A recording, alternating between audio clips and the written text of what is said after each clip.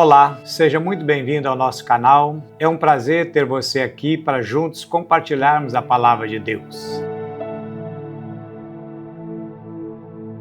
Diz assim a palavra do Senhor: Um certo homem tinha 2 filhos, e o mais moço deles disse ao pai: Pai, dá-me a parte dos bens que me pertence. E ele repartiu por eles a fazenda. Dias depois, o filho mais novo, ajuntando tudo, partiu para uma terra longínqua e ali desperdiçou os seus bens, vivendo dissolutamente. E havendo ele gastado tudo, houve naquela terra uma grande fome e ele começou a padecer necessidade. E chegou-se a um dos cidadãos daquela terra, o qual mandou para os seus campos a apacentar porcos. E ele desejava encher o seu estômago com as bolotas que os porcos comiam, e ninguém lhe dava nada. E tornando em si, disse: Quantos empregados de meu pai têm abundância de pão, e eu aqui pereço de fome. Levantar-me-ei e irei ter com meu pai, e dir-lhe-ei: Pai, pequei contra o céu e perante ti, já não sou digno de ser chamado teu filho, faze-me como um dos teus empregados. E levantando-se foi para seu pai, e quando ainda estava longe, viu seu pai, e se moveu de íntima compaixão, e correndo lançou-se-lhe ao pescoço e o beijou.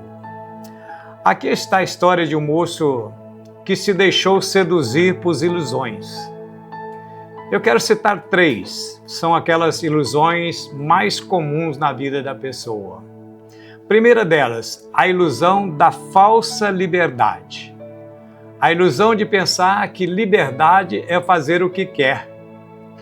Nós vivemos num período em que chamamos de pós-modernidade, onde não há regras, onde é proibido proibir, onde cada um faz o que lhe der na telha. O lema da pós-modernidade é esse: cada um na sua. A pessoa é livre para fazer o que quer, sem regras. Há até muitos pais que dizem: não vou interferir na criação dos meus filhos, na vida deles, quando eles crescerem, eles que decidem o que quiserem ser. Mas, querido, liberdade não deve ser confundido com a ausência de valores. Disciplina, regras, princípios, padrões não são algemas, são trilhos. Que liberdade é essa em que uma pessoa diz que é livre para se drogar, para se embriagar? Isso não é liberdade, isso é escravidão. E essa foi a ilusão desse moço. Eu viver aqui numa fazenda o resto da minha vida, acordar cedo, tirar leite de vaca, ficar cheirando a vaca, cheirando a galinha, cheirando a porcos, deixa eu viver a minha vida. Então essa foi a primeira ilusão dele. A segunda ilusão é a ilusão da segurança econômica. Vejam bem, o dinheiro não é mau. Depende do uso em que fazemos dele. Uma nota de R$50, por exemplo, você pode comprar drogas e você pode também alimentar uma pessoa que está com fome. O fato do moço ter recebido a sua herança não quer dizer que ele estava totalmente errado. O problema é que ele colocou toda a sua confiança, toda a sua felicidade no dinheiro que ele havia recebido, pensando que os bens materiais lhe fariam bem. E esse é o equívoco que muita gente comete hoje em dia. Pessoas que o sentido da vida para elas é ganhar muito dinheiro, adquirir bens. E o curioso é que nós vivemos uma geração em que mais coisa nós temos. E somos também a geração que mais se consome remédios para ansiedade, que mais se gasta com psicanalista e com psicólogos. A terceira ilusão desse moço, a ilusão dos amigos. Ele tinha muitos amigos. Evidentemente que ele não gastou tudo sozinho. Só que esse tipo de amigo, muitas vezes, são atraídos pelo dinheiro.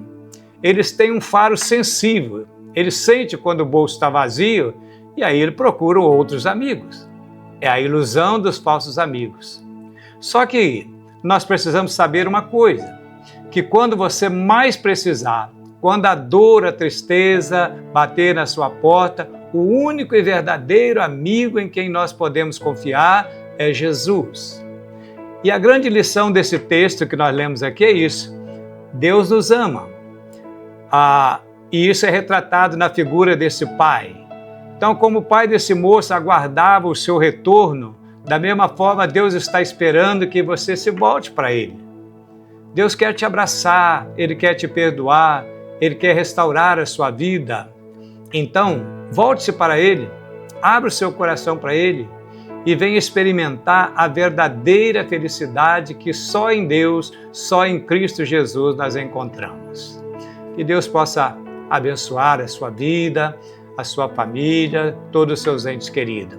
Eu quero orar agora com você. Você pode fechar os seus olhos, baixar a sua cabeça. Pai, eu oro por todos que estão vendo e ouvindo essa palavra.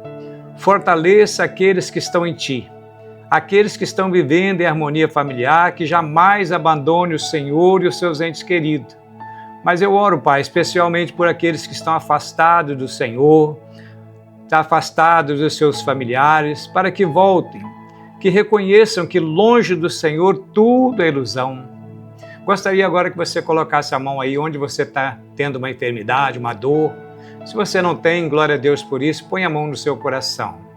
Em nome de Jesus, eu repreendo toda dor, toda enfermidade, toda dor física e espiritual, toda ansiedade, toda depressão, todo cansaço, todo desânimo, toda insônia. Abençoa, Senhor, as famílias daqueles que estão vendo e ouvindo essa palavra.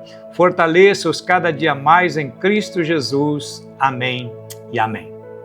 Gostaria de pedir você que você me ajudasse a divulgar esse canal. Curta, divulgue, compartilhe com seus amigos, nos ajudando assim a divulgar e cada vez mais tornar conhecido a palavra do Senhor. Obrigado, Deus abençoe e até uma próxima.